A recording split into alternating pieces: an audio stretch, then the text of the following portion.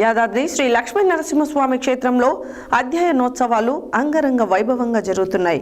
అధ్యయనోత్సవాల్లో భాగంగా ఆదివారం రెండవ రోజు స్వామివారు వేణుగోపాల స్వామి అవతారంలో భక్తులకు దర్శనమిచ్చారు. వేణుగోపాల స్వామి అవతారంలో ప్రధాన ఆలయ తిరువీధుల్లో స్వామివారు ఊరేగుతూ భక్తులకు కనువిందు చేశారు.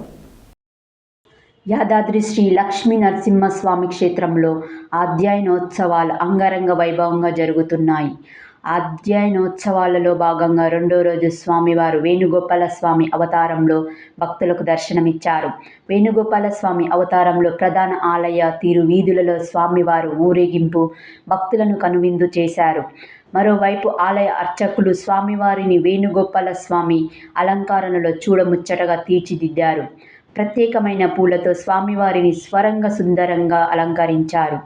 వజ్ర వైడూరాలు ధరించి స్వామివారు ఆలయ తిరువీధుల్లో ఊరేగిస్తూ దగదగ మెరిసిపోయారు. లోక కళ్యాణం కోసం స్వామివారు వేణుగోపాల స్వామి అవతారం ఎత్తారని ఆలయ అర్చకులు తెలిపారు.